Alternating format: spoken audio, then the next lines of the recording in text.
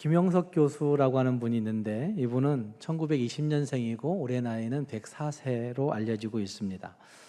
이분은 우리나라의 교육 철학 1세대의 그 개척자이시고 그리고 60년대, 70년대에는 그 유명한 수필가로도 활동했던 분이었습니다. 또한 이는 독실한 기독교 신앙을 가지고 있는 분이시고 기독교 신앙을 가지고 있는 지성인다운 고운 모습을 많은 사람들에게 알려내고 있는 그런 사람 중에 한 사람입니다. 100세가 넘은 연세에도 불구하고 삶의 활력을 잃지 않은 모습들이 가끔 언론에 나타나고 있고 요즘도 그가 쓰는 글들이 언론에 신문에 올라올 때마다 제가 읽어보면서 참 삶을 의미 있게 가치 있게 살아가는 사람 중에 한 사람이구나. 그것도 예수 이름으로 살고 있다는 사실을 알고 있기 때문에 예수 이름으로 본받을 만한 면이 많이 있는 분이구나 라는 생각을 갖게 하는 분이 김형석 교수이십니다. 그가 97세에 쓴 100년을 살아보니라고 하는 책을 보면 거기에 네 번째 챕터 4장에 무엇을 남기고 갈 것인가 라고 하는 챕터가 있습니다. 거기에 그는 돈과 성공과 명예라고 하는 것을 이야기하면서 무엇을 남기고 갈 것인가를 우리에게 제시하고 있는 것을 볼 수가 있습니다. 그 단락의 맨 마지막 부분에서 그는 요한복음 12장에 등장하는 예수님의 말씀을 인용해서 미랄 이야기를 기록합니다. 이렇게 기록하고 있는데 미랄이 떨어져 땅에 썩으면 많은 열매를 맺는다. 그러나 죽음을 거부하고 그대로 나무려 한다면 말라서 사라질 뿐이다 라고 가르쳤다. 더 많은 생명과 인간다운 삶을 위하여 희생의 제물이 되는 것이 인생의 순리인 것이다. 그것이 신의 섭리이다. 거부할 수 없는, 거부해서도 안 되는 생명과 삶의 순리인 것이다 라고 그는 그 책에서 기록하고 있습니다. 요한복음 12장의 이야기를 조금 더 생각해 보시면 요한복음 12장의 말씀 속에서 예수님이 왜 이야기를 하셨느냐, 그 배경 속에 이런 부분이 있습니다. 이미 유대 사회에서 명성을 떨치고 있던 헬라인 몇이 예수님께 돌아와서 묻는 거죠. 그리고 예수님께 찾아온 사람들을 향해서 예수님은 그들에게 한 알의 밀이 땅에 떨어져 죽지 아니하면 한 알 그대로 있고 죽으면 많은 열매를 맺는다라고 그렇게 말씀하시는 장면이 거기에 나타나고 있는 것입니다. 당시 헬라 문명은 최고의 문명을 자랑했습니다. 예술과 건축과 문화와 정치에 있어서 타의 추종을 불허하는 최고의 가치를 가지고 있는 사람들이라고 자기들 스스로 이야기했고 최고를 자랑하면서 영향력을 끼쳤던 그런 사람들이 헬라 문화권에 있는 헬라인들이었습니다. 그런데 그 사람들을 향해서 예수님은 한 알의 밀이 땅에 떨어져 죽지 아니하면 한 알 그대로 있고 죽으면 많은 열매를 맺느니라 라고 말씀하시면서 열매 맺는 과정, 인생이 열매 맺을 수 있는 과정의 이야기를 죽음이라고 이야기하고 있는 거죠. 땅에 떨어짐, 땅에 없어짐, 땅에 떨어짐과 죽음의 문제가 결국 결실의 출발이다 라는 사실을 말씀하고 있는 그런 모습을 거기에 볼 수가 있다는 말입니다. 104세 된 할아버지께서 한 알 그대로 있지 않고 성장하는 것을 말씀하고 있다고 한다면 어쩌면 이것은 소명을 말씀하고 있는 것이라 저는 생각하는 것입니다. 그가 그 책에서 그런 얘기도 합니다. 사람은 성장하는 동안 늙지 않는다. 성장하는 동안 늙지 않는다. 라고 이야기하면서 노력하는 사람들은 75세까지는 정신적으로 인간적 성장이 가능하다. 계속해서 성장이 가능하다는 얘기를 하고 있는 것입니다. 한 알 그대로 있지 말고 밑거름 뒤어서 성장하라 하는 소명을 말씀하고 있는 책이라고 생각하고 있고 이것이 나이듦의 가치 속에서 우리가 진짜 무엇이 가치일까라고 하는 것들을 고민하게 될 때 소명이라고 저는 생각합니다. 나이듦의 가치는 소명의식에 있다라고 생각한다는 말입니다. 이제 후반기를 시작해야 되는 시점에 와 있는데 도대체 어떤 말씀으로 같이 생각해 볼까라는 고민들을 한 주간 동안 가지게 되었습니다. 그러면서 요한계시록을 잠깐 한 주 혹은 2주 정도 쉬고 이 이야기를 좀 해야 되겠구나라는 생각을 갖게 되었습니다. 어쩌면 사람들이 가지고 있는 삶 가운데서 가장 중요한 문제는 소명의식의 회복이고, 소명의식을 가지고 있을 때 우리는 하나님 앞에서 내가 살아가야 할 분명한 모습을 향하여 나가게 된다는 말입니다. 함께 읽은 말씀 이사야서 54장 2절 말씀은 그런 관점에서 이런 말씀을 주고 있습니다. 2절 말씀에 너의 장막터를 넓히며 너의 처소의 휘장을 못하지 말고 아끼지 말고 널리 펴되 너의 줄을 어떻게 해요? 길게 하며 너의 말뚝을 어떻게 해라? 견고히 할지어다 라고 말씀하고 있습니다. 장막터를 넓히고 너의 처소의 휘장을 널리 아끼지 말고 널리 펴고, 그리고 너의 줄을 길게 하고 너의 말뚝을 견고히 하라고 하는 말씀이 여기에 등장하고 있습니다. 이사야서 54장의 말씀은 이스라엘 민족들이 포로로 잡혀가 있는 환경 속에서 주어진 책이 이사야서입니다. 그러니까 바벨론 포로로 잡혀가 있는 이스라엘 민족들에게 하나님께서 말씀을 주시면서 여기 54장의 말씀에서는 너의 장막터를 넓히고 너의 처소의 휘장을 아끼지 말고 널리 펴며 너의 줄을 길게 하고 너의 말뚝을 견고히 하라고 말씀하신 말씀으로 그들을 격려하고 있습니다. 이 말의 본래적 의미를 생각한다고 한다면 그 말은 고대 근동 지방에서 여성들이 가지고 있는 가족 세워가는 일들, 장막 세워간다 이렇게 표현하고 있지만 가족을 지키고 세워가는 일들을, 역할을 생각하면서 이 말씀을 들어볼 수 있어야 됩니다.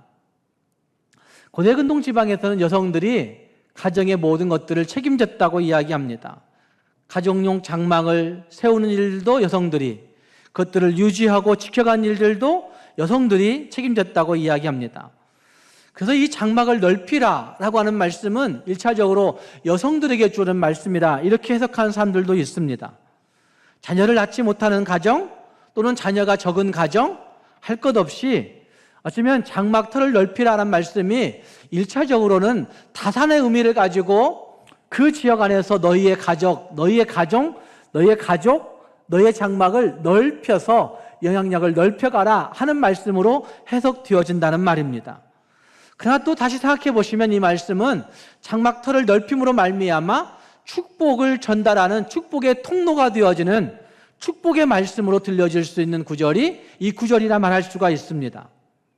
뿐만 아니라 이 말씀은 완곡한 어법으로 거듭거듭 쓰여지고 있는데 휘장을 아끼지 말고, 그리고 너희의 줄을 길게 하고, 그리고 너희의 말뚝을 견고히 하라 하는 말씀들이 다 완곡하게 이루어져야 할 것을 강조하고 있는 말씀으로 보여지고 있습니다.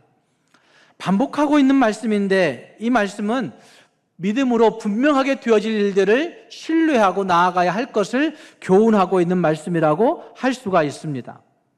뿐만 아니라 이 말씀들은 결국 이 말씀들의 전후 문맥 안에서 살펴보면 그것을 이루실 분이 하나님이시라는 사실을 반복해서 말씀하고 있는데, 하나님이 내가 이 일들을 이루어 갈 거야 라고 말씀하시면서 결국 하나님을 신뢰하고 나아가야 할 것을 강조하고 있는 말씀이 이 말씀이라 할 수가 있다는 말입니다.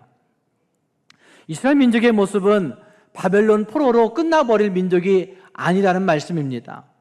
지금 우리의 생각, 우리의 상편이 포로로 잡혀가서 아무것도 할 수 없는, 어쩌면 정말 어떤 것도 보이지 않는 상황이지만 그들에게 하나님이 장막터를 넓히라 말씀하실 때 그들은 하나님 앞에 정말 하나님 뜬금없이 그게 무슨 말이냐고, 갑자기 그게 무슨 말이냐고 이렇게 말할 수 있는 형편이 분명하지만 그럼에도 불구하고 하나님께서는 하나님이 그 일들을 하실 것이기 때문에 너희는 축복의 어머니로 장막터를 넓히라고 명령하고 있는 말씀이 거기에 등장하고 있는 것입니다.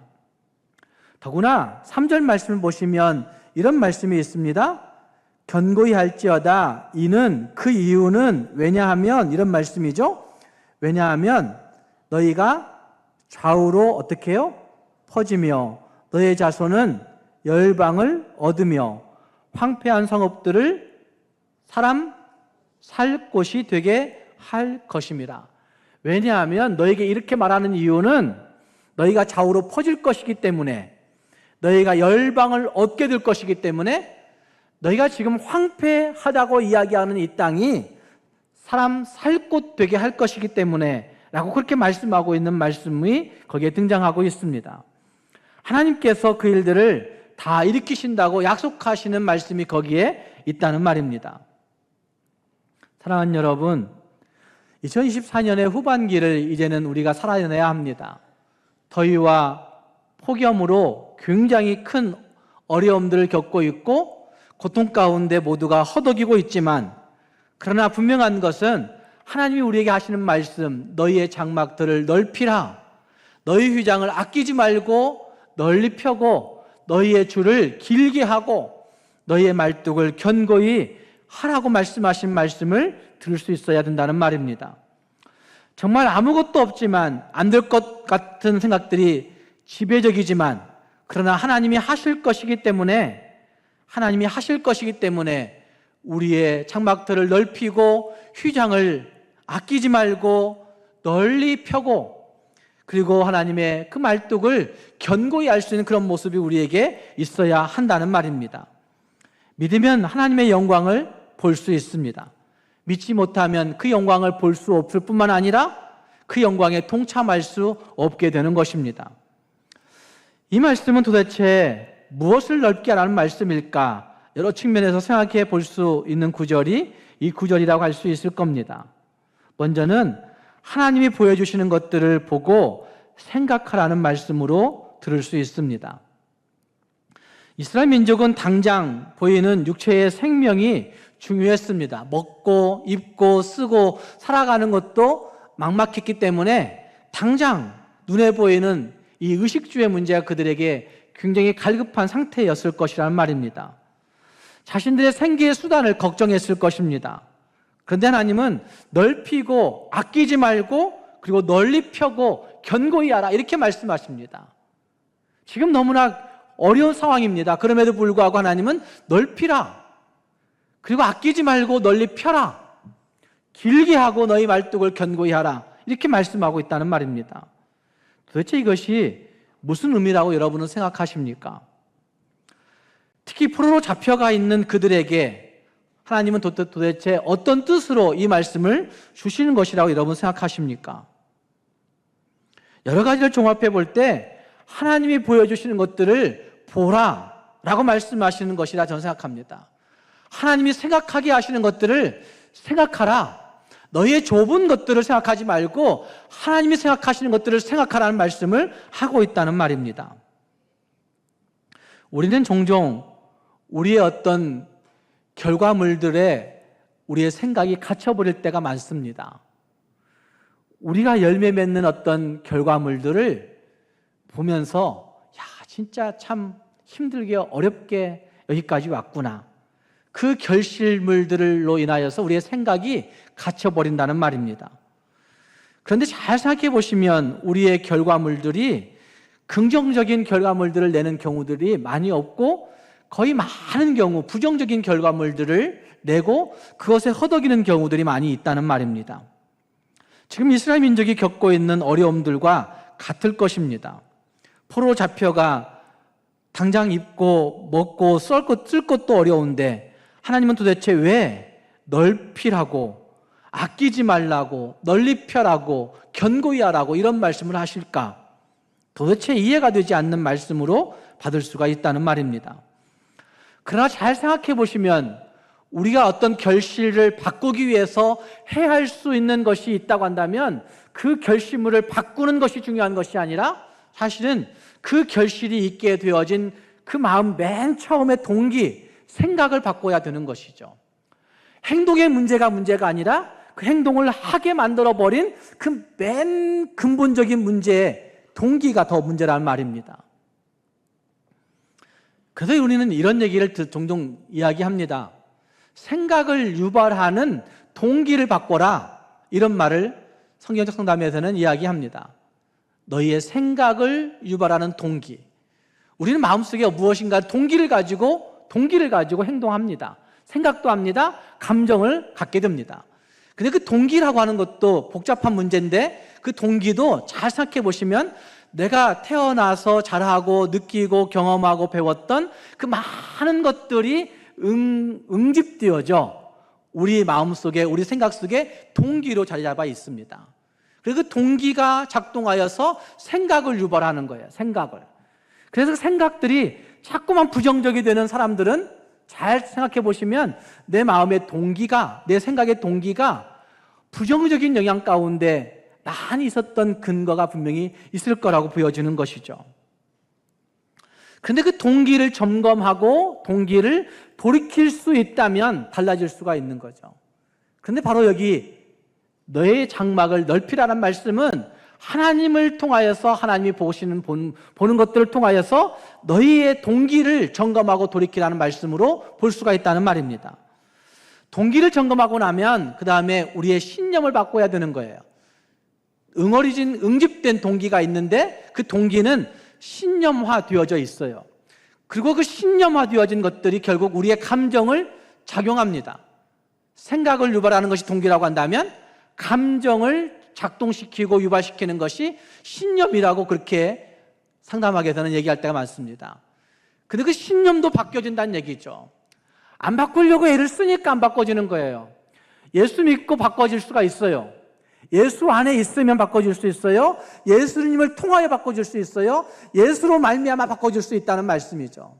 왜냐하면 예수로 말미암아 내 신념을 바꾸고자 하면, 예수로 말미암아 하나님이 보고 싶어 하시는 것들을 보고 하나님이 생각하게 하시는 것들을 생각하면 바꿔질 수 있다는 말이죠.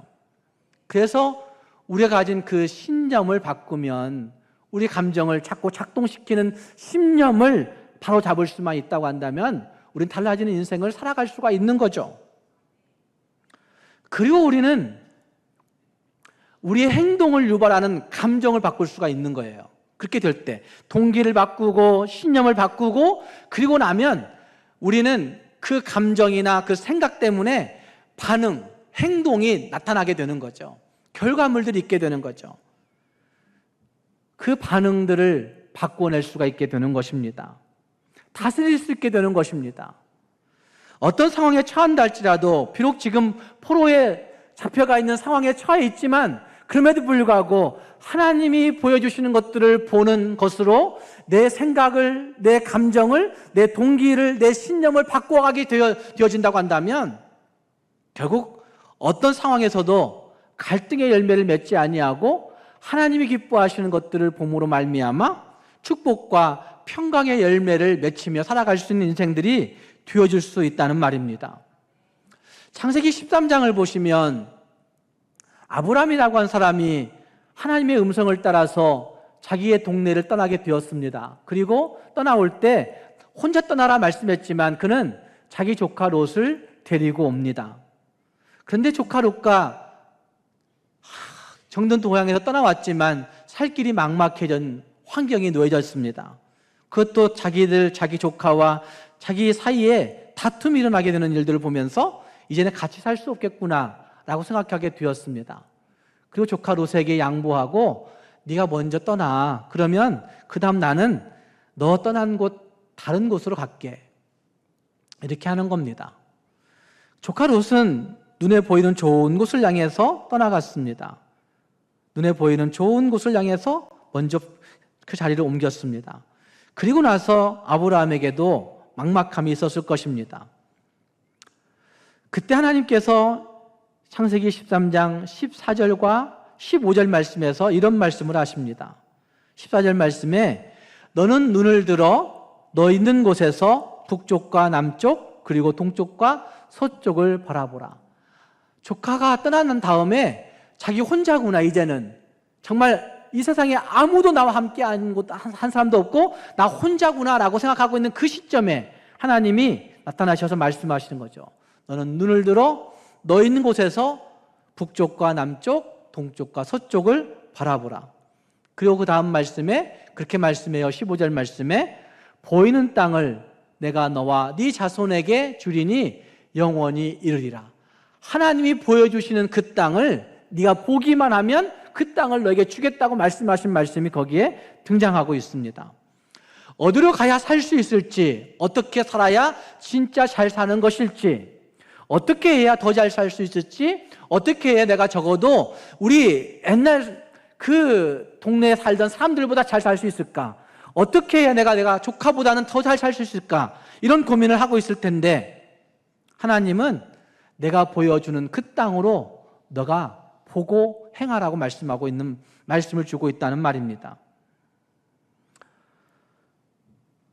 사랑하는 여러분, 하나님이 보여주시는 것들을 보고 하나님이 생각하게 하시는 것들을 생각할 때 우리는 하나님으로 결실할 수 있는 행복이 거기에 생겨지게 되는 것입니다.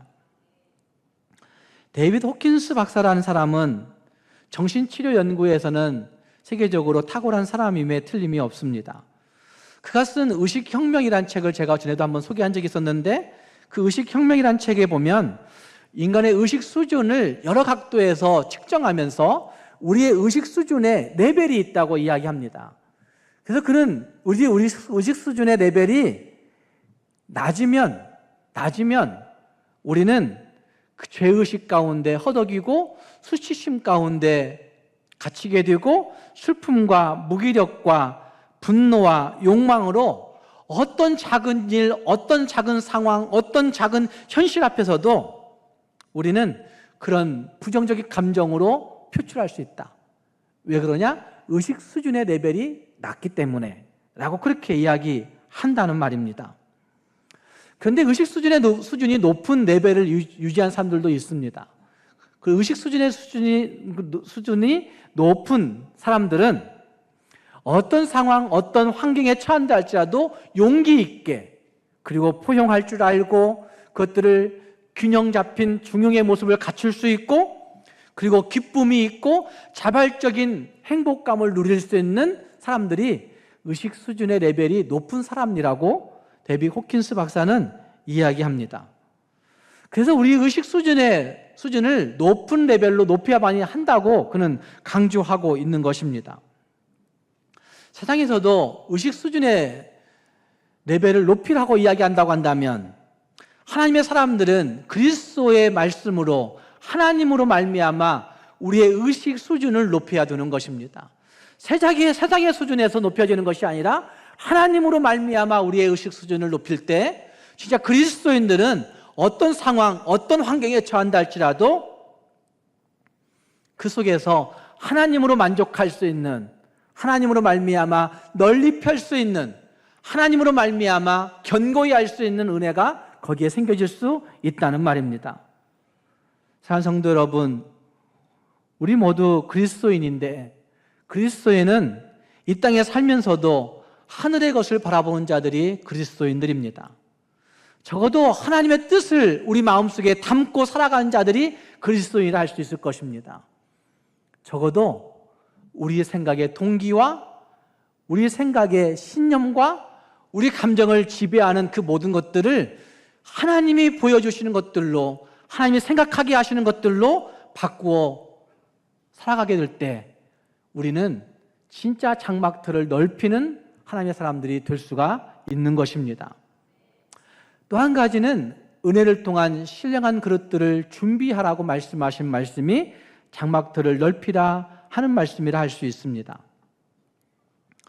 함께 읽은 말씀 1절 말씀에 이런 부분이 있습니다. 잉태하지 못하며 출산하지 못한 너는 노래할지어다. 이게 가능한 일입니까? 잉태하지 못하고 출산하지 못한 여인이 도대체 왜 노래해야 되는지 알 수 없는 일이죠. 그런데 그 다음 이런 말씀하세요. 그 이유는 홀로 된 여인의 자식이 남편 있는 자의 자식보다 많음이라. 이렇게 말씀해요. 진짜 일어날 수 있는 일이에요? 진짜 일어나지 못할 일이에요? 어떻게 생각하세요? 진짜 일어날 수 있는 일일까요? 아니면 진짜 일어날 수 없는 일일까요? 일어날 수 없는 일이에요. 세상에서는 일어날 수 없는 일이에요. 그래서 이거는 신비에 속한 얘기죠. 신비에 속한 얘기죠. 홀로 된 여인의 자식이 남편 있는 자의 자식보다 많다. 이럴 수가 없는 거죠. 하나님만이 하실 수 있는 신비에 속한 영역의 이야기를 하고 있다는 말입니다. 그리고 2절 말씀에서 장막들을 넓히라 말씀하시고 있는 거예요.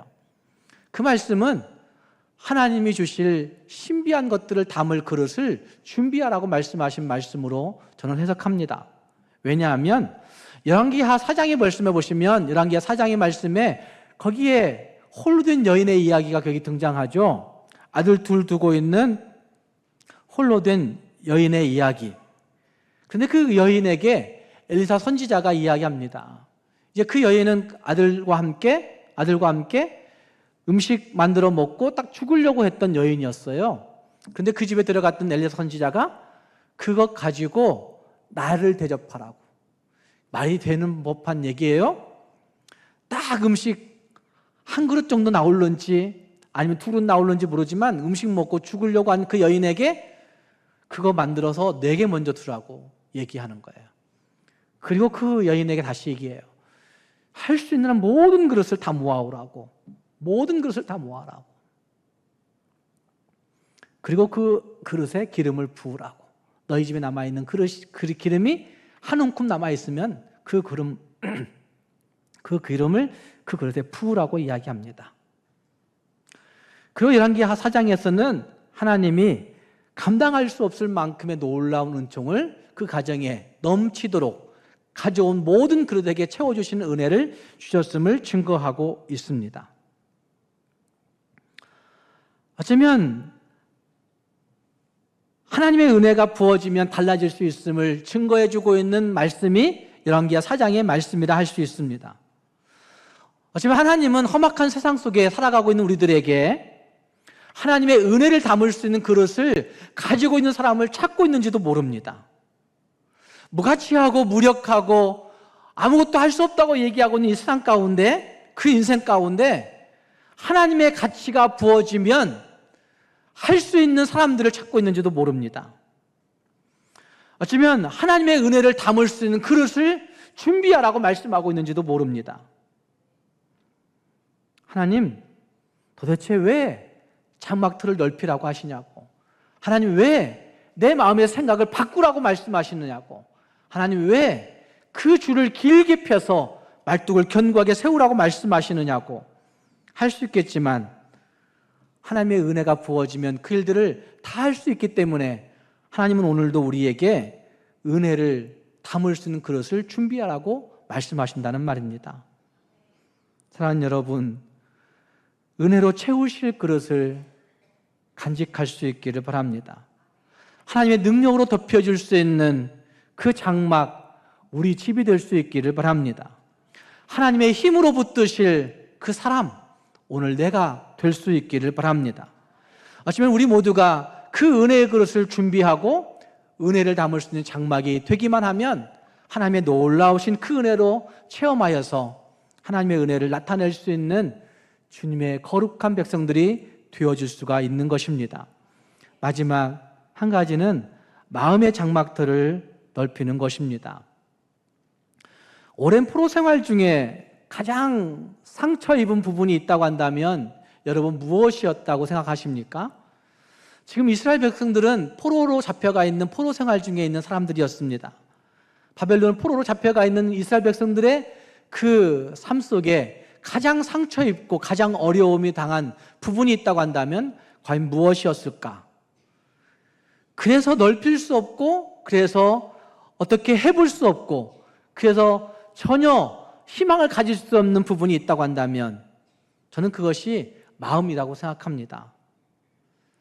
어쩌면 열심히 일해 놓아봤자 다 약탈해 가버리는 그런 일들을 반복하여 경험하면서 이제는 살 수가 없겠구나, 다쳐버리는 그 마음. 이제는 하나님이 뭐라 말씀하시는지 그 말씀 도대체 들려오지도 않아. 이제는 그냥 여기에서 노예 근성 가지고, 포로 근성 가지고 그냥 그들에게 빌붙어 살아가는 게 그게 정답이야 라고 생각하는 그런 모습들, 그 마음이 그들에게 가장 큰 상처로 다가와 있었을 것이란 말입니다. 사람들은 가진 자는 가진 자대로, 또 가지지 못한 자들은 가지지 못한 자대로 그들의 마음의 용량들이 자기 중심적으로 짜여 있는 것이 현실이라고 많은 사람들이 이야기합니다. 그래서 자기 중심적으로 짜여져 있는 그 마음의 용량 때문에 그 어떤 것들도 굴절된 시각으로 그것들을 바라보는 겁니다. 굴절된 시야로 그것들을 바라보는 것입니다. 그래서 그것들을 종종 심리학에서는 터널 시야에 갇힌 사람들 이렇게 얘기하는 거죠. 그래서 우리의 시각을 차단하는 많은 것들이 우리 앞에 있어서 도무지 그것들을 확장하여서 열어서 볼 수도 없고 그것들을 생각할 수도 없는 일들이 우리에게 너무나 많이 있다는 말입니다. 이런 현상들이 믿음에도 작용되어져 있습니다. 믿음을 가지고 있지만 믿음은 이미 신비에 속한 부분이라고 말씀을 누차례 드리고 있는데도 불구하고, 믿음을 가지고 있음에도 불구하고 우리의 삶의 현실에서는 믿음의 시각이 작용하지 않습니다. 믿음의 시야가 작용하지 않습니다. 왜냐하면 세상이 더 크기 때문에 그렇습니다. 사랑하는 여러분, 이사야서에서 너의 장막터를 넓히라 라고 말씀하시는 그 말씀은 어쩌면 그 바벨론 포로 중에 있는 그 백성들에게 너희들의 소명의식을 발견하라 하는 말씀으로 들려지고 있고, 그 장막터를 넓히는 소명의식은 결국 우리의 마음의 장막터를 넓혀야만이 감당할 수 있는 부분이라 할 수가 있는 것입니다. 사랑하는 성도 여러분, 하나님의 말씀을 절대적으로 수용할 수 있는 마음의 용량을 넓힐 수 있기를 바랍니다.